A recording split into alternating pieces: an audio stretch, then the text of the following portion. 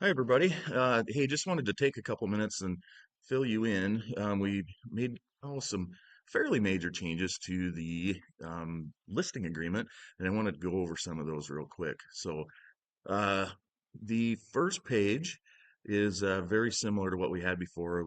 I did take some redundant dates off and things like that. So all of that is all pretty much ready to go.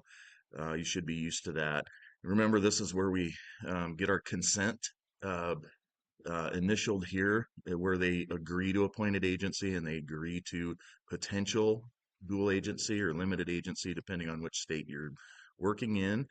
And yeah, so just remember that is pretty important to get that. And again, that potential dual agency allows us to have that first initial contact with a potential buyer. So that's a pretty important clause there. So, and then purpose of agency, this is all pretty normal stuff in here. But once we get into in connection with the sale of the property, the listed or acceptable cash price shall be. And this is where you put in the list price. And then we added a little bit of detail on this just because if we got into a court case or something like that where we had to we want to enforce this and we got into the nitty gritty and there was a purchase agreement laying out there and everything. So this allows us to I used to say cash at closing all the time, but I think this is a little bit more um, easy to defend in court. So we added in here acceptable payment terms shall be negotiated on the purchase agreement and may include cash, conventional financing, FHA, VA, RD, or other types of bank financing. The included property part ended up being very similar. Professional service fee. This is the big part of the change. So before I had it divided out into three separate things. It was the listing side of the compensation, then the buyer agency side that we if they choose to do that, and then we did like an unrepresented buyer fee. Well, I think that ended up being a little bit confusing. So Aaron Bircher and I sat down and kind of went through this again. So thanks for his help on that. Uh, okay, so now just a little bit of different thought process is all. So seller will pay the listing broker a professional service fee of whatever that percentage is that you guys have agreed upon. And I recommend to put the fee that that you're charging them, whatever percentage that is, the total amount, and then it due and payable if the listing broker procures a buyer for the listing period, seller or anyone else sells the property during the listing period at any price or any terms, and then property is sold by any person within, and this is where you can put in your protection period, um, which I usually use 90 days. So to whom the listing broker or any person represented the listing broker has casual connection with and presented for this sale property during the listing period. In other words, this is anybody you've shown it to. And we added this one. So if the seller prevents the sale of this property by any adverse action, we can by attempting to cancel this without cause. So if they find a buyer for sale by owner or whatever, and they decide to try to cancel your contract, we're not going to let them do that. So, um, and then so in the event the offer is accepted, all parties agree to terms and conditions of the agreement. Um, and then professional service fee, this is where it talks about the 250 compliance compensation. That's the same as it was before. And then here's the other change. So buyer brokerage representation fee. Seller agrees that the listing broker may offer to cooperate with other brokerages and the listing broker may negotiate compensation with a buyer broker. Listing broker may offer compensation to other brokerages of up to X percent. And so just remember, this is the total commission up here that the seller knows that they're going to have to pay, and then down here it's giving you permission to for you or for us to offer that commission to someone else.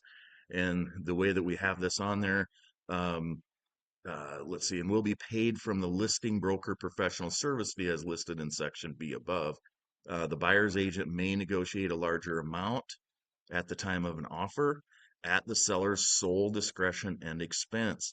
And the reason we changed that is, let's say you had X number in there and um they came in and they said, well, we want X plus a 0.5%. Well, that's negotiable again there if you wish to. How I had been doing that in the past is if I negotiated a, X% commission and we were offering half and half, and somebody was dead set and they wanted another 0.5% on there, then I just took it out of mine. And now this gives you the permission to negotiate that as an added expense to the seller at the time of closing. And then buyer brokerage fee may be listed on the settlement statement as a seller paid item.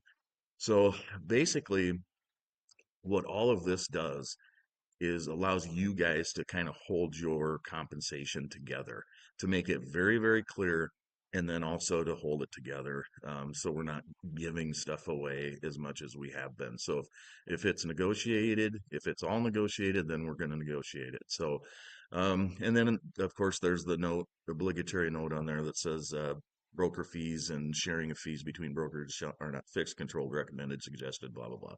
And then the rest of it is pretty much the same as before.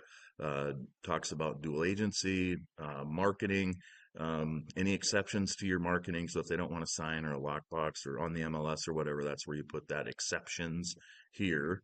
And then the MLS either may or may not, or put that on the MLS, and then you can may or may not disclose the reason for their selling. And then these are notes for the seller. Seller inquiries, make sure they call you. If it's rented, what are those limitations as far as showings, earnest money, how that's going to be handled, seller representation of the property. And this is meant to help you guys. In other words, it has to be like clean and showable and all that. If there's any hazardous materials or defects in the property, and we've always done in the past, if none, so state. And so usually I end up, if there isn't any, or if there aren't any, then I'll put that none known in there. Indemnification, that's the same verbiage as before. Remedies of the parties, all the rest of this is all pretty normal stuff. Breach, we did add that. So should a bona fide offer be made by a ready, willing, and able buyer meeting the terms of this contract and seller fails to accept such an offer, then the seller shall pay the professional service fee in full upon demand.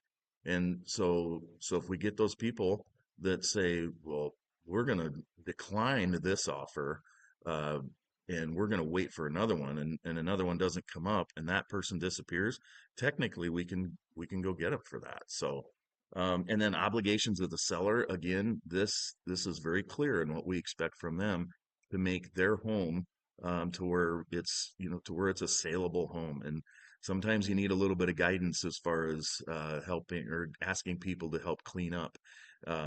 And a lot of times people think their house is clean and it's not really clean according to our market. So, again, surveillance devices have to be disclosed. Any extension.